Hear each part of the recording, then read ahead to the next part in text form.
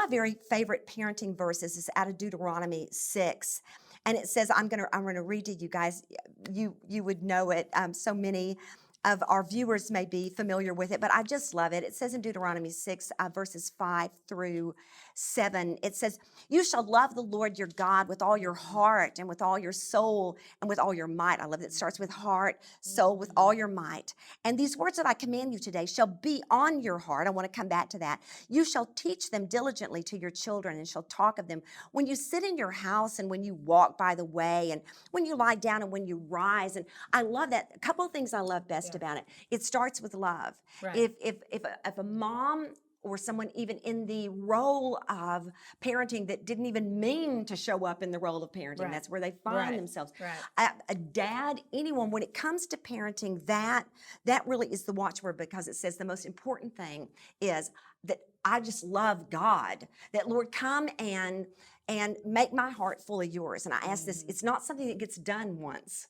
I ask this over and over again. I know you guys do too. Lord, give me a heart to love you. Right. Because if Right. you will take over my heart, that if I love you first, when he said this is the priority commandment, that you love the Lord your God. This is then in Mark chapter 12 in the New Testament, with all your heart, soul, mind, and strength, Right. and then you love your neighbor as yourself. Right. That if I'll love, and we don't have a closer neighbor than our kids. That's right. If they're living That's in the right. house, that's a mighty close neighbor. That's right. That if I will love him first, it is like, it's almost sanctifying that love before it pours out secondarily on others. I kind of see that as the fountain going Like a up. filter. Yes. Yeah. And so if directing that 10 verse, falling down like waters upon those that I love, that I'll parent out of that love. I never want Missy to feel like I'm my mama's hope.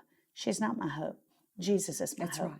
She's not my joy. Jesus is my joy. Missy is That's a joy. huge. She's a gift, but I don't want her to ever feel the emotional responsibility of I'm all my mama has. Yes. She is God's, other than my salvation, she's the second greatest gift in my life, but she is not my living hope. Jesus is.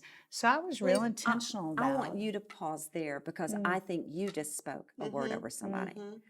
That waiting on is a son, huge. their kids. And that is the most powerful gift you could even give your child. If you use your child as a reciprocal for joy and your fulfillment and your purpose, first of all, your kid's going to be really, really crooked, and they're going to have this misshapen view of God as a parent.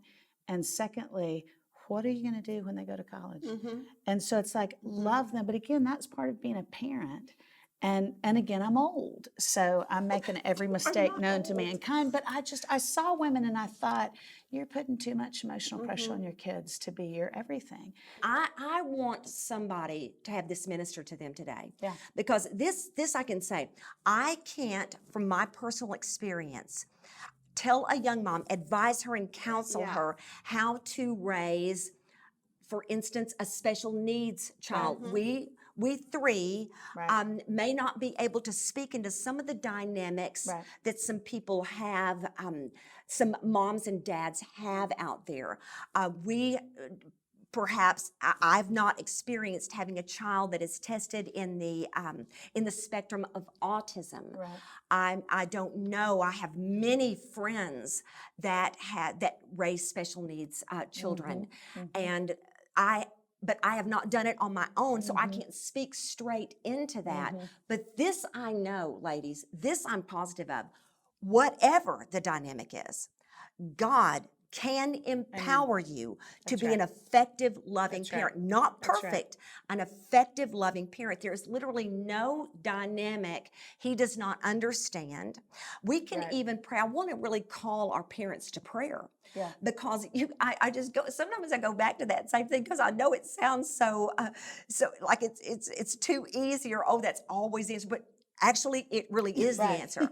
When I just say, have you asked God for that? When someone says, I just wish I had more support, when I'm thinking of all the people you have in your life all the aunties that Missy has. You have a lot of support. There are moms that we are serving today that don't have that same who support. don't have that. Pray for it. God, raise me right. up some That's support. right. Ask for it. Be Ask open to for go, it. I need help. I'm barely putting one foot in Go front of to the other your here. church, That's ask. right. If you don't have a church, That's find right. one, a Bible That's right. teaching church. Go there and say, do you have a right. system?